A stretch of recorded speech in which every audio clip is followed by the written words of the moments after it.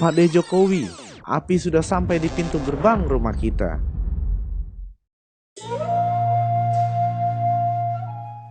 Apa yang akan terjadi pada Pilpres 2019 nanti? Mari kita lihat bahwa pertarungan 2019 akan sama dengan 2014. Di sana hanya akan ada dua kekuatan besar, yaitu Prabowo dan Jokowi. Kenapa begitu? Apa tidak ada calon lain selain mereka? Itu ada, tetapi tidak akan muncul atau dimunculkan karena memang desainnya adalah membangun dua kekuatan besar lalu membenturkannya. Sebenarnya Pilgub Jakarta kemarin adalah contoh kecil Pilpres nanti. Isu-isu agama akan kembali dimainkan dengan menggunakan masjid-masjid.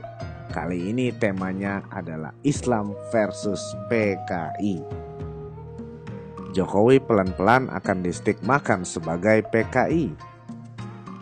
Meskipun serangan ini mungkin bukan serangan langsung ke pribadi beliau, tapi ini akan menghantam orang-orang sekitar beliau. Jokowi dikelilingi orang-orang PKI, begitu isu besarnya. Dan genderang perang ini sudah dibangun mulai sekarang melalui ceramah di masjid, pengajian, dan sebagainya. Prabowo akan memainkan kembali isu sebagai terutama Muslim, ketika di belakangnya dia adalah Islam garis keras yang tidak peduli siapa pemimpinnya. Yang penting yang mudah ditunggangi. Persis seperti Ahok, yang dicari adalah momentum kesalahan Jokowi dan dibangun untuk memunculkan demo besar. Kali ini untuk meluncurkan demo akan jauh lebih mudah. Penguasaan Jakarta dengan menangnya Anies Sandi adalah keuntungan utama. Masjid Istiqlal akan dijadikan sebagai simbol perlawanan dan memudahkan pendemo dari berbagai wilayah menginap di sana. Seperti Ahok juga, Jokowi akan dihadapkan pada dua pilihan si malakama. Jika kalah, maka negara kembali akan dikuasai para mafia dan sistem yang sudah dibangun susah payah hancur seketika. Jika menang, maka kemenangan itu tidak akan diterima lapang dada. Mereka akan berteriak, Jokowi tidak mungkin menang kecuali main curang. Persis Pilgub Jakarta kan? Beberapa partai yang awalnya berkoalisi dengan Jokowi dan PDIP akan pecah dan merapatkan barisan dengan Gerindra dan PKS. Terutama Golkar yang sekarang sedang terpecah dua, juga P3 yang sudah merapat ke Gerindra. Nasdem, lihat-lihat mana yang menguntungkan. Hanura tetap setia. Pilpres 2019 akan menjadi pilpres terkeras yang kita lalui. Terutama karena di sana banyak kepentingan yang saling berbenturan, mulai penguasa, pengusaha, politikus, dan tentara. Kemungkinan besar tentara akan mulai terpecah sesudah Pilpres ini.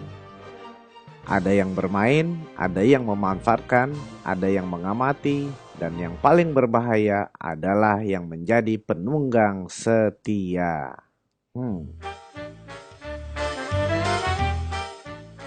Mereka yang nanti bertempur di Pilpres tidak sadar bahwa mereka sedang memainkan bola api besar yang panas sekali. Pikiran para politikus ini pendek, yang penting merebut kekuasaan tanpa melihat bahaya ke depan bahwa ada penunggang gelap di punggung mereka dengan jubah khilafah.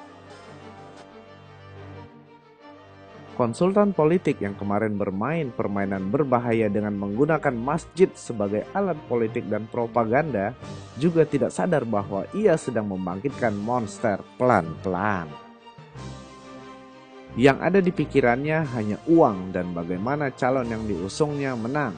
Tidak pernah berpikir bahwa apa yang dia lakukan itu suatu kesalahan besar yang akan disesalinya kemudian. Semua elemen nasional harus duduk mulai sekarang dan memikirkan langkah apa yang harus dilakukan. Sementara ini cuma Banser dan Ansor yang tampak aktif mencegat keberadaan HTI di mana-mana dengan logistik yang kurang. Belum lagi harus menghadapi FPI, FUI, MIUMI, dan lain-lain yang tidak kalah ganasnya. Pemerintahan Jokowi sekarang ini memang kelihatan sekali berada pada posisi bimbang. Jika si Islam garis keras dihantam, mereka akan teriak HAM. Jika didiamkan, mereka merasa bahwa mereka mendapat peluang. Si garis keras ini memang pengecut sekali. Mereka selalu bersembunyi di balik kata Islam dan Muslim. Kalau di atas angin, mereka gagah berkoar, kami umat Muslim mayoritas. Tapi kalau terpojok, teriaknya beda. Sesama Muslim bersaudara, jangan kami diadu domba dengan NU, wahai Syiah. Apa yang saya paparkan hanya berupa kemungkinan dengan melihat pola yang sama yang mereka lakukan di Suriah, yang disesuaikan dengan kondisi di Indonesia. Semoga ini bisa menjadi perhatian kita bersama bahwa kemerdekaan itu tidak diberikan begitu saja, tetapi harus diperjuangkan dengan sekuat tenaga. Salam secangkir kopi.